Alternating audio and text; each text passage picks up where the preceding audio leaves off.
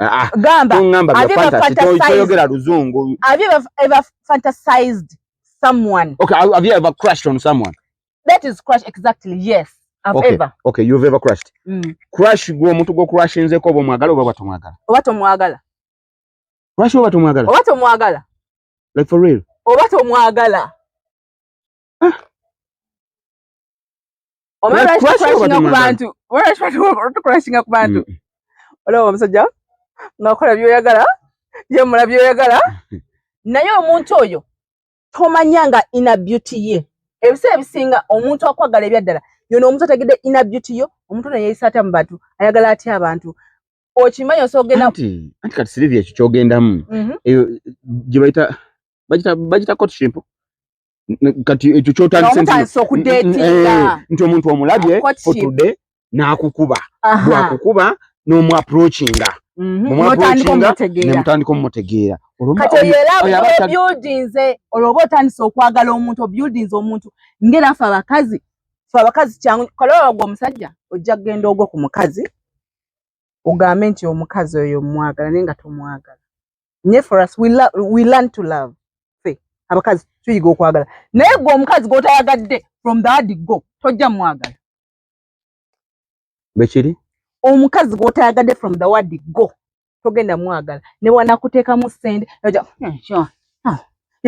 yekino naye ate ffe abakazi tuyiga okwagala.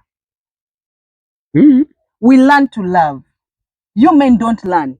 Kyovula omusajja afuna nze nnyo omusajja gwe mmanyi yafuna omukazi mukulu, omukazi n'amuteeka ewaka, n'amukolera buli kimu, n'amugulira emmotoka, n'amuzimbira ekkalina, era omusajja n'avaayo n'ayagala omuwala gwe yali ayagala.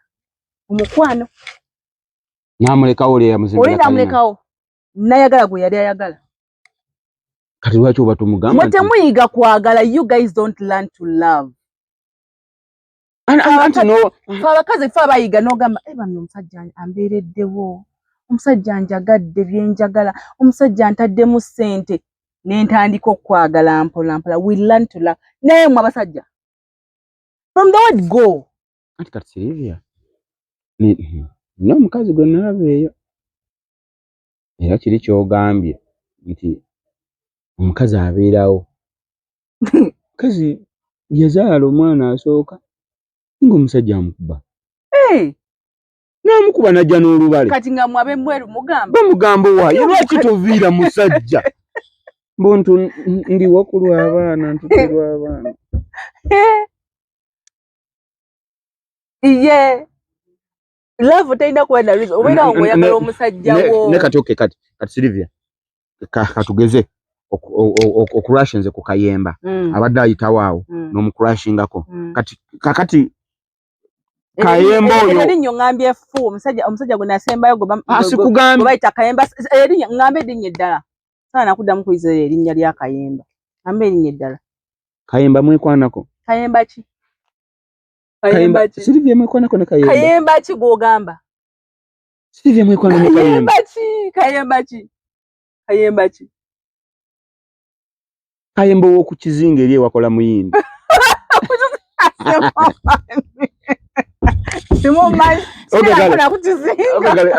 Sylvia okurashinze ku muntu yenna kale ayitawo n'omukurashingako. Gwe kikutwalira kati kuba kati gavumenti ino tosobola kuyiga gw'oyiga okwagala naye omusajja tasobola kuyiga kwagala. Kati omuntu ono n'omumanyi otya nga temubadde mwenna oba ne mudatinga something like that. And okudatinga kuina kubeera for how long? Osimanyi mwaba kudatinga. Kyova interview yange nakugamba nti nze amyai date.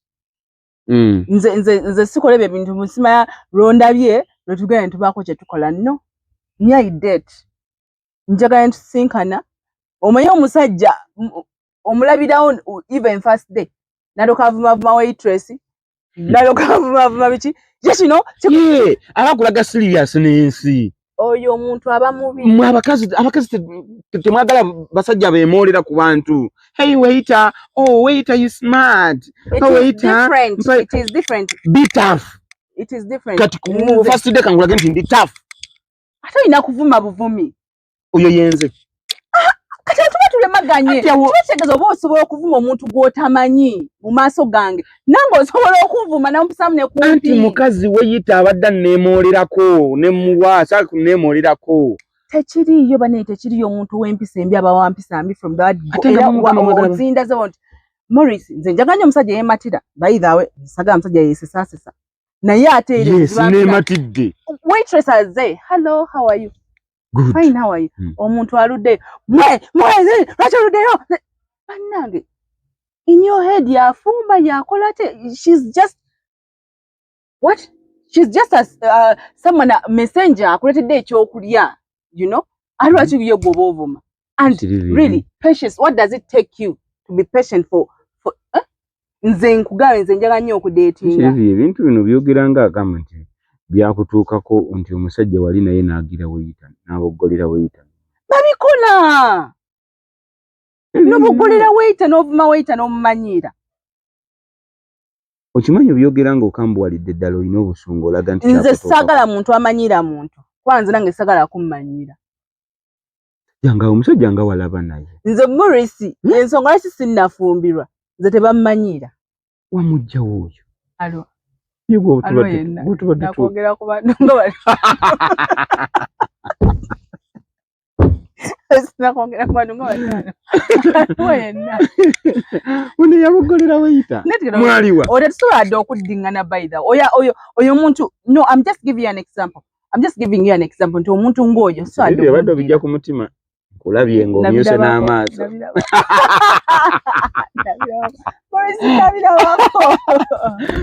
Morris Jordan Kawesa yo channel kwali bamuta Morris Jordan K Media na consent no muri bulungi ya channel ya feno oba program ya feno wagiddwa abanafe aba mama interior bakugamba ntino balina bed covers enungi balina ebyo mu kisenga ate nga bayongeddeko ne interior yatikudde bi blankets ebirungi mama yatikudde blanket mama girl nja anytime soon nabe blankets ebirungi kwaluwa paka kwali ate nga twagiddwa abanafe abamatendo restaurant abana balina pizza balina ka pizza balina kamera kalungi abana balina emmere bali ku kiyumba stage awo akamere ne kanakadeli bali Salama Road ate nga twagiddwa abanafe aba Namtebi Creatives Namtebi Creatives kaabye yogerere ngafa bana Namtebi Creatives tukola film makeup ne tukola ne makeup wa beauty ne tukola tutunda n'engoye tutunda engatto mu following kao ku Namtebi Creatives TikTok ne namba isimu gibaweere ddala 0777 22 8071 gisome mpola 0 musanvu 22 8 7 alright oyina Namtebi Creatives wattu oyagala essimu nga ya kibanja mpola oyagala essimu ya kibanja mpola oyina mama mu kyalo akugamba njagala ya kasimu naye emitwalo 2 tonnagaweza wamu naye ng'oli essimu ojagala wattu bagamba nti nosobola okuleeta emitwalo 5 n'osasula okusasula ko mpola ate bambi beesigika abantu abo yes gwoboleeta essimu gwoboleeta ekyetaano ng'otwala essimu nze njagala iPhone kati ng'otandika wattu azirina era kalango wekali awo abebeera nga tojjako enamba y'essimu abawattu bakubira bakuwa essimu ku kibanja mpola ate ku magoba matono ddala sono tobeereyo nga tutolina smartphone tosobola agenda ku tookotoko ate aba Morris Jordan Kawesa Morris Fashions bo bakugamba tulina engatto okuva ku y'omwana omuto paka ku y'omuntu omukulu n'olwekyo jangu ku Morris Fashions tukuwa engatto tusangibwa ku Naiga Chambers opposite Mini Price. The number is 07 63 855 400. Thank you so much. Sylvia. Twalabye anabo. Jebuva ne jebudda eno tannazaalayo. Bano baana ba musajja munne. Buno budde balaga omukwano. Ababe. Abasuddewo. Kiba kitegeeza abaana bano bali mu kulaga omukwano balina laavu eva w'abantu bameka basatu kitaabwe yabazaala nyaabwe naye yennyini ow'okusatu kyokka ate bali be yalekawo balina laavu eva wa maama waabwe So okukubagana kubaawo Maurice okuchankala na relationships kibaawo nze I know and believe nti omukono guba guweddewo it is okay guba guweddewo naye ate temuteeka baana mu mukwano gwammwe kyogamba mbuuza bubuuza kuba I'm not sure ebbanga lino lyonna omukyalo n'abadde gyali kuba twawulidde mu mawulire ng'agamba nti yazala wa myaka 16 kati omwana kati alina 19 omwana w'omukulu kitegeeza no omuwala yazala wa 16 kati awuzeza 19 kitegeeza omwana omukulu wa myaka emeka 3 kakati bwe babanga relationship ya alina babiri bombi ba musajja oyo kati ozadde omwana asoose takulabiridde era ozadde n'owookubiri nera n'atakulabirira naye n'osirika wekiri ate nnyo kisoboka relation gundi ene emaze kujja mu mawulire omukyala naye n'alyoka avaayo lwaki avaayo mu kaseera kano bulijjo akola ki ekintu kiri bwe kiti nze oyinza okunzaalamu omwana asooka kuba ndi mukalabaya oba muki oba waffe bandabirire oba bambeererawo nonyinyonyola sibya sirina ssente noddamu nonnimba n'okomawo nenfuna olubuto olwokubiri otegeera naye tubeera mu nsonga ze ezimu sirina sibya ndi bubi bla bla bla kategerenkera ku makya soko simbe wakati awo negwe omukyala kyokamba nenkuzaalamu omwana asooka nesikuwa buyambi ate nga ssente olaba nzirina waliwo n'abazaala 10 omusajja tamulabirira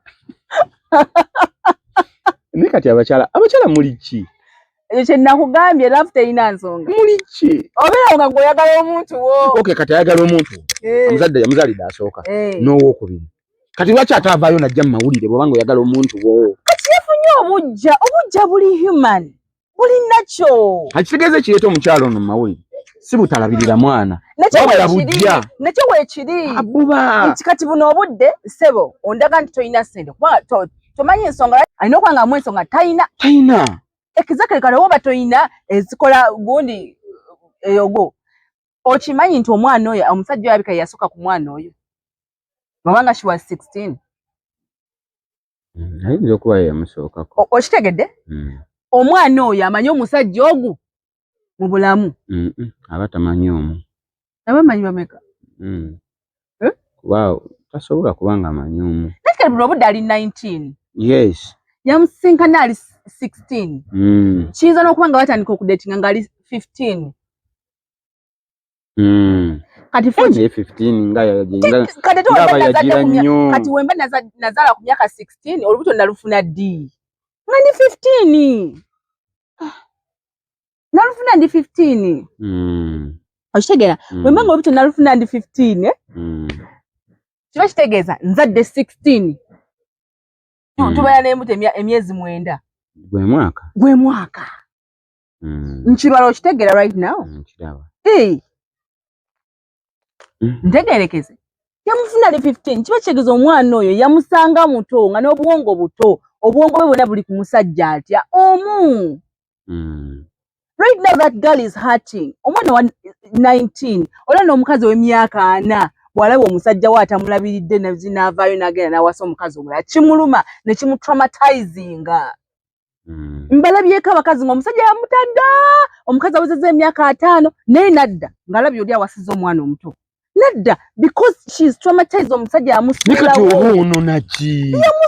mumalidde emyaka gya mumalidde emyaka gwe omanyi abakazi tubeera opportunities between 20 to 45 beyond 45 opportunities ziba zeesalidde ddala ne kati Silivia ne tudatinga mu myaka gino 25 3 nenkuzaalamu omwana ne weekyanga wulira nekyanga kama netwekyanga kale netwekyanga yes n'okwata lyokutte nange nenkwata eryange in the process nenfuna eyo akawala kato mpezezaaga 5 naawe oli mwaga 5 nimba nga ngenda kakubemba wansulawo n'omwana oba n'abaana Silvia sigenda omwana ku myaka 3 tutegeeza omwana oyo alina emyaka ameka 2 kati emyaka 2 nange ne mwenfunidde essanyu ne ngenda tewabera mbulambu omwana waffe kati onjagaza ki sasulire ky'obutabera mbulambu omwana waffe kisasulire ekyo you are supposed to be there mu bulambu omwana waffe ekitegeeza omukazi alina kwetungako paka kati mbuulira lwaki omusajja akeera ku makya n'asulawo omukazi n'abaana omwana n'atuuka okwanjula kajja kawumbulire gwe nga gwe omusajja obadde omwana n'atuuka okwanjula omusajja n'ayimirira nze omwana nga alina okwanjulira wange ogwo omukono gwagala mu lujja lwange kubanga nze amuzaala kino kika kye omusabangaani gw'otalabirira kati weebale nnyo point eyo nyini gy'osembyeyo kino kika kye waliwo basuulawo tewamanya banda ba kika kyo waliwo basuulawo nga nogalabirira abakazi mwekyanga ne muteekamu n'abaana saagala kuwulira mbu abakazi twekyanga tosobola Morris kola sene n'oziteeka ku ssimu yange ne nzikuddiza nga z'abaana nali ndabye kazizaayo obaire tewamukola nali ndabye kazizaayo nze Morris nzira yazaayo akakadde nze Morris nzira nze mmanyi okuzira ne nkuddiza ssente naye ate ku mwana sisobola zikuddiza naawe ozira ndi kabaka nkusabye ssente n'olwawo zimpa nzikuddiza ate nga sina adde ebyo nkikolera ddala kati gwe ozi nsabye ng'omukimanyi ku kaseera ako nzirina oba nange ngenda kunoonya nnoonya mbuulira nti tozirina mbuulira nti sizirina Morris tokonda okumbuzaabuza tuke tuddeyo wali tumaze emyaka 2 tetweraba nfunye essanyu nfunye kapetipeti akaana akato kacuucu ngenda kakuba embaga oba wanikira omukono nti wabeeyo oba tewali yenna agaana embaga eno genda mu maaso bw'otayagera kati tolyogeranga onoona ki after 20 years yatusulawo n'omwana yabula bubuzi lwaki ku mbaga ate yakya empuliriza obuvunaanyizibwa wabusuulawo Morris era wesikujja mbukadde 10 sikuleka tumuwasa osobola okugenda ku mbaga ya exo kisinzira engeri gye twayawukanamu na biki byewankola nze woba wandekera omwana ne mmukuza nga temuli bya mwana nga sina mwana ate tobala ex wange I just once knew you gwe mba sikumanyi ex you just once know me I just once knew you twemanyako bwemanya era nze omuntu ayimiyo n'agamba ex wange nga sikulinamu mwana mukwano sikumanyi tomanyi we just once knew each other oyo mba simulinaako wadde akantu bayirawe era omukazi ayimuka n'agamba ndi omusajja wange nga temulinamu mwana mpozi n'ekirala nga wampasa mpeta we didn't divorce noyo naye mba nina right ewanika omukono